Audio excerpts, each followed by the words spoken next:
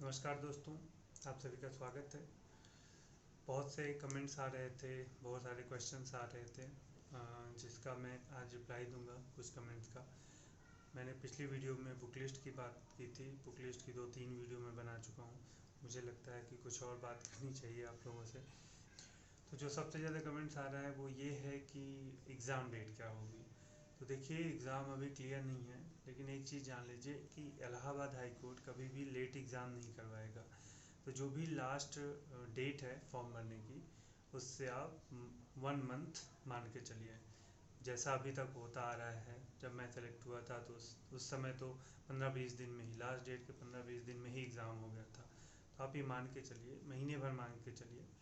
तो वही आप देखिए, अक्टूबर या फिर नवंबर, बस लास्ट अक्टूबर तक होने की उम्मीद है। लेकिन अभी कोई एग्ज़ाम डेट क्लियर नहीं है, लेकिन ये मान के चलिए कि ज़्यादा टाइम नहीं है आपके पास। और बहुत से लोग जॉब प्रोफाइल के बारे में पूछते हैं। तो देखिए, आर ओ की 4800 ग्रेड पे है, वो गेस्टेड है। और ए आर ओ 4600 है, नॉन गेस्टेड। और कंप्यूटर असिस्टेंट शायद 2400 है। तो उसी हिसाब से आप देख लीजिए, 7th पे कमीशन की चार्ट लिस्ट देख लीजिए, उसकी सैलरी आपको पता चल जाएगी।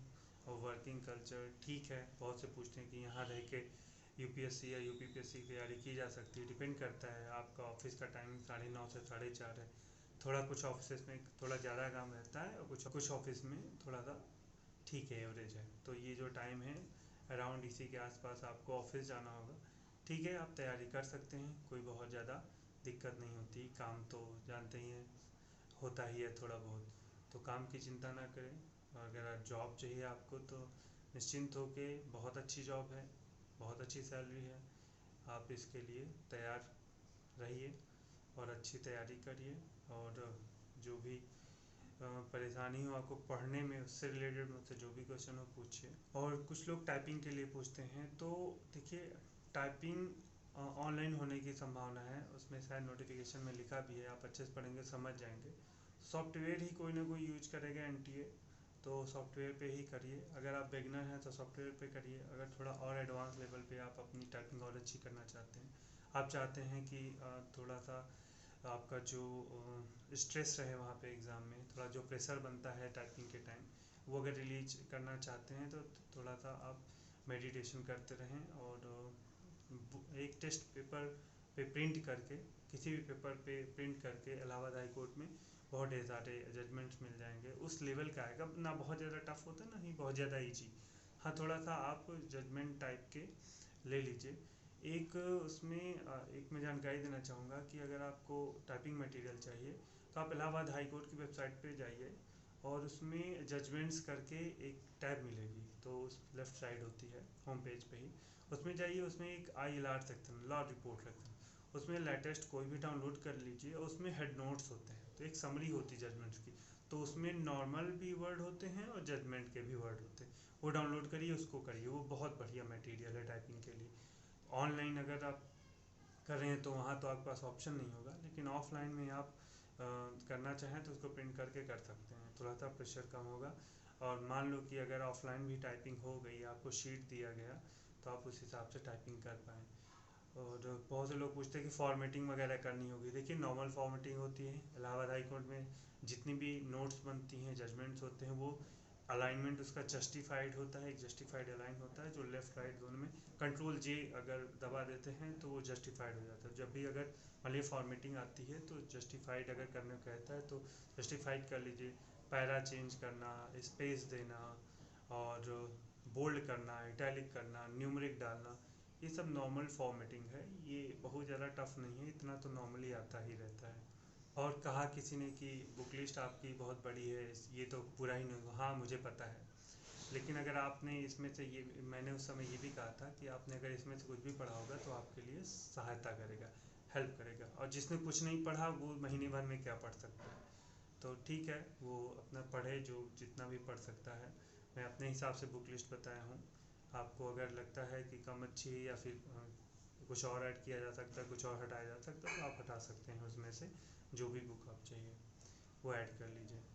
मेरा एक सुझाव है आप सभी को कि समय कम बचा है तो आप प्रैक्टिस पेपर पे ज़्यादा ध्यान दीजिए, मॉक टेस्ट पे ज़्यादा ध्यान दीजिए। मुझे पता चला है कुछ कोचिंग भी मॉक टेस्ट कराने वाली हैं, तो ठीक है, आप मॉक टेस्ट ज्वाइन कर लीजिए। और अगर आप इस एग्ज़ाम के लिए नहीं, लेकिन नेक्स्ट टाइम पे अगर मुझे टाइम होगा तो मैं भी कुछ क्वेश्चन बैंक तैयार करूँगा आप लोगों के लिए। अभी के लिए आप किसी भी कोचिंग का ले लीजिए और प्रीवियस ईयर पेपर अगर मिल जाए इलाहाबाद हाई कोर्ट वाले तो उसको करिए। मैंने बताया था पिछली वीडियो में कि एनटीए की वेबसाइट पे प्रीवियस ईयर पेपर के टेस्ट या क्वेश्चंस मिल जा रहे हैं, तो उस पर एक टेस्ट पेपर का या टेस्ट सीरीज का ऑप्शन है, उस पर जाइए, आपको प्रीवियस ईयर के पेपर भी मिल जाएंगे। मैंने जिस साल दिया था उस साल भी 2016 वाला आरओ में दिया था, तो वो भी मिल जाएगा आपको, वहाँ से करिए।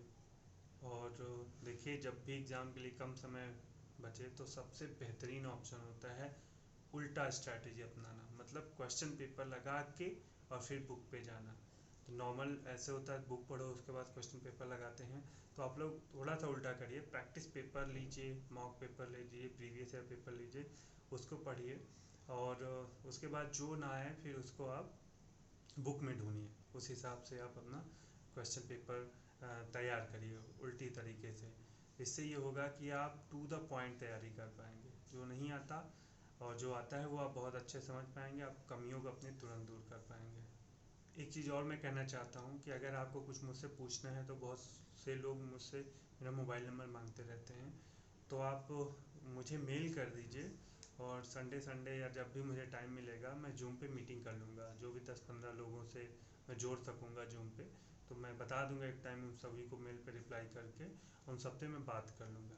जैसे आज ही मैं 4 बजे से बात करने वाला हूँ कुछ बच्चों से, तो आप लोग मुझसे जुड़ सकते हैं, मेल कर दीजिएगा मुझे और जब भी मुझे टाइम मिलेगा आपको रिप्लाई भी कर लूँगा, एक जूम लिंक दे दूँगा, टाइम बता दूँगा, आप उसी टाइम मुझसे जुड़ जाइएगा और जो भी क्वेरीज हो मैं उसे क्लियर कर सकता हूँ। कम समय बचा है, अच्छे से पढ़िए, पूरे मन से पढ़िए और कुछ भी आपको और जानकारी चाहिए हो तो मुझे कमेंट करिए, मेल करिए, मेरा टेलीग्राम चैनल है आप उसको ज्वाइन करिए और जब भी मुझे टाइम मिलेगा मैं रिप्लाई करूँगा और आपको जानकारी दूँगा। धन्यवाद, जय हिंद।